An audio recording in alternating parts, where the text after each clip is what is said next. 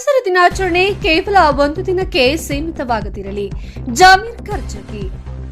ಪರಿಸರ ದಿನಾಚರಣೆ ಮುಖ್ಯವಲ್ಲ, ಒಂದು ದಿನಕ್ಕೆ ಸೀಮಿತವಾಗದಿರಲಿ. ಅದು ಪ್ರತಿನಿತ್ಯ ಗಿಡ ನೆಡುವ, ಗಿಡಗಳನ್ನ ಪಾಲಿಸುವ, ಪೋಷಿಸುವ ಕಾರ್ಯವಾಗಲಿ.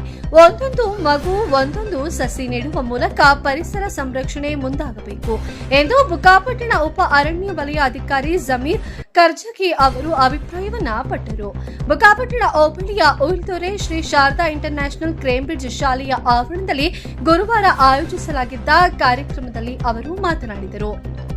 ಒಂದು ರಾಷ್ಟ್ರದ ಪ್ರಗತಿಗೆ ಕೈಗಾರಿಕೆಗಳು, ಮೂಲಸೌಕರ್ಯ, ಜನಸಂಪನ್ಮೂಲ ಎಷ್ಟು ಮುಖ್ಯವೋ ಅಷ್ಟೇ ಮುಖ್ಯ ಅಲ್ಲಿನ ಅರಣ್ಯ ಪ್ರದೇಶವಾಗಿದೆ. ಒಂದು ರಾಷ್ಟ್ರದ ಭೂ ವಿಸ್ತೀರ್ಣದ 33% ಅಷ್ಟು ಅರಣ್ಯವನ್ನ ಹೊಂದಿರಬೇಕು. ಆದರೆ ಭಾರತದಲ್ಲಿ ಅದರ ಪ್ರಮಾಣ ಕೇವಲ 21% ಅಷ್ಟು ಮಾತ್ರ ಇದೆ. ಅರಣ್ಯ ಒತ್ತುವರಿ, ರಸ್ತೆ ನಿರ್ಮಾಣ, ಕೈಗಾರಿಕೆಗಳ ನಿರ್ಮಾಣ ಹಾಗೂ ಇನ್ನಿತರ ಮೂಲಭೂತ ಸೌಕರ್ಯಗಳ ಅಭಿವೃದ್ಧಿಯ ಕಾರಣಗಳಿಂದಾಗಿ ಮಾನವನ ಹಸ್ತಕ್ಷೇಪದಿಂದಾಗಿ ಕ್ಷೀಣಿಸುತ್ತಿದ್ದು, ಇಂದಿನ ಯುವ ಪೀಳಿಗೆ ಅದರ ಬಗ್ಗೆ ಅರಿವು ಮೂಡಿಸುವ ಹಾಗೂ ಅರಣ್ಯ ಬೆಳೆಸುವ ಕೆಲಸಕ್ಕೆ ಮುಂದಾಗಬೇಕು. ಶಾಲೆಗಳಲ್ಲಿ ವಿದ್ಯಾರ್ಥಿಗಳೇ ಪರಿಸರ ಸಂರಕ್ಷಣೆಗೆ ಹೆಚ್ಚಿನ ಒತ್ತನ್ನ ನೀಡಬೇಕು.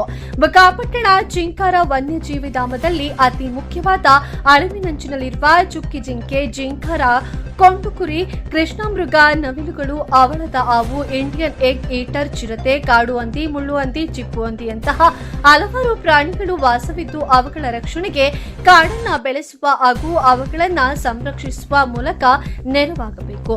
ವಿದ್ಯಾರ್ಥಿಗಳು ತಮ್ಮ ಪೋಷಕರಲ್ಲಿ ಅರಿವು ಮೂಡಿಸಿ ಕಾಡು ಬೆಳೆಸುವ ಹಾಗೂ ಕಾಡಿಗೆ ಬೆಂಕಿ ಹಚ್ಚುವುದರಿಂದ ಆಗುವ ದುಷ್ಪರಿಣಾಮಗಳ ಬಗ್ಗೆ ತಿಳಿಸಿ ಹೇಳಬೇಕಾಗಿ ಕೇಳಿಕೊಳ್ಳುತ್ತೇವೆ. ಪ್ರತಿಯೊಂದು ಮಗು ಒಂದೊಂದು ವರ್ಷಕ್ಕೆ ಒಂದೊಂದು ಗಿಡ ಬೆಳೆಸಿದ್ದರೆ ಸಹ ಅರಣ್ಯ ಪ್ರದೇಶದ ಸಂಖ್ಯೆ ಹೆಚ್ಚಾಗುತ್ತದೆ. ಆ ನಿಟ್ಟಿನಲ್ಲಿ ಜಾಗರೂಕರಾಗಬೇಕು ಎಂದು ತಿಳಿಸಿದರು.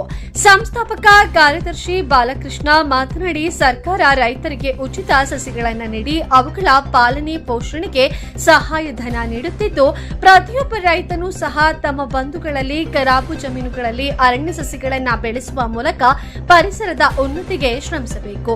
ಕೇವಲ ಪರಿಸರ ದಿನಾಚರಣೆಯಂದು ಮಾತ್ರ ಗಿಡ ಬೆಳೆಸದೆ ನೆಟ್ಟ ಗಿಡಗಳು ಬೆಳೆದು ಮರವಾಗುವಂತೆ ನೋಡಿಕೊಳ್ಳಬೇಕು. ಆ ಮೂಲಕ ಪರಿಸರ ಸಮತೋಲನಕ್ಕೆ ಒತ್ತನ್ನ ನೀಡಬೇಕು ಎಂದು ತಿಳಿಸಿದರು. ಕಾರ್ಯಕ್ರಮದಲ್ಲಿ ಶಾಲೆ ಸಂಸ್ಥಾಪಕ ಅಧ್ಯಕ್ಷ ರಂಗನಾಥ್ ಜೆ, ಪ್ರಾಂಶುಪಾಲರಾದ ನದೀಂ ಅಜ್ಮತ್, ಉಪಪ್ರಾಂಶುಪಾಲ ನವೀನ್ ಕುಮಾರ್ ಬಾಲುತಿಯಾನ, ಮುಖ್ಯ ಶಿಕ್ಷಕಿ ಕಾವ್ಯ ಮಹೇಶ್ ಸೇರಿದಂತೆ ಸಹ ಶಿಕ್ಷಕರು, ವಿದ್ಯಾರ್ಥಿಗಳು ಹಾಜರಿದ್ದರು.